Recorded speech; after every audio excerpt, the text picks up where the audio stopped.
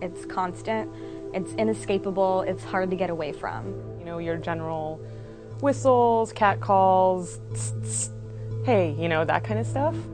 I've been harassed by white men and black men and Latino men and Asian men. We have right to walk on the street peacefully without being disturbed. It absolutely speaks to a power dynamic that is askew in this society.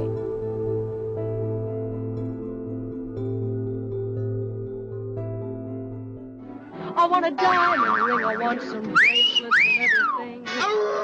Catcalling is an all-American pastime. Hey, it's my sweetheart.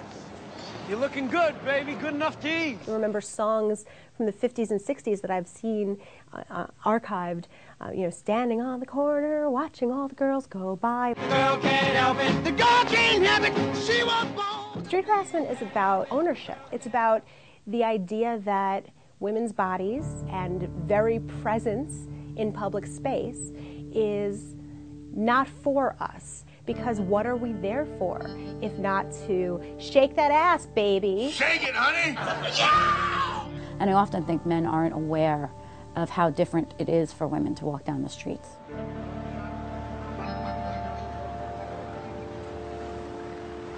Hey, gorgeous. How you doing, sweetie?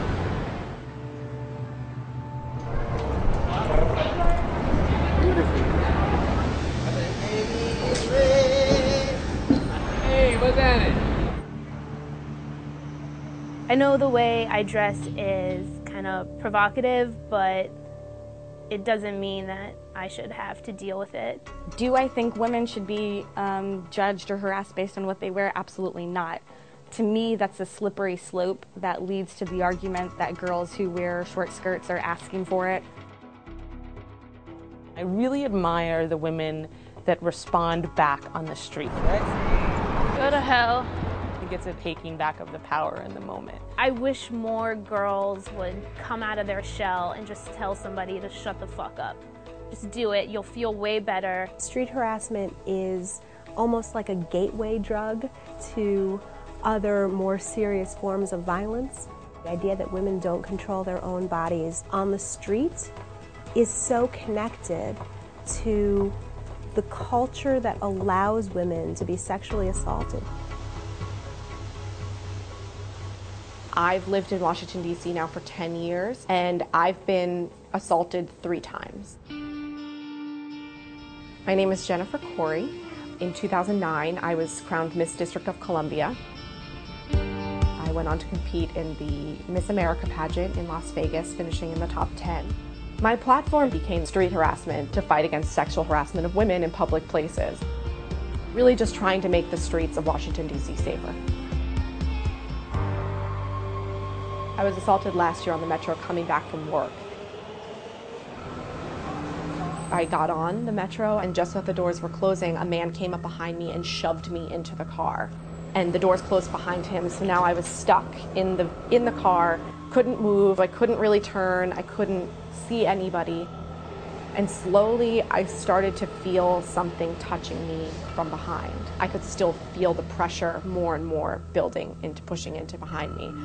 And I knew what it was. I just didn't want to admit I knew what it was. And at one point, I just started to panic, and I turned my body a little bit, and I could see that he had his hand in his pants. And I couldn't get that image out of my head, and I just started to dart my eyes around, looking, like, silently screaming for anybody to help me. So when we got to the Pentagon stop, the doors opened, and I jumped out of the car, and he followed me out. And I just stood there frozen, and we locked eyes, and he just kept walking and just gave me this deep, terrifying stare that chilled me all the way to my bone. And he went up the escalator, and I jumped back on the Metro before the doors closed. And I just immediately started crying.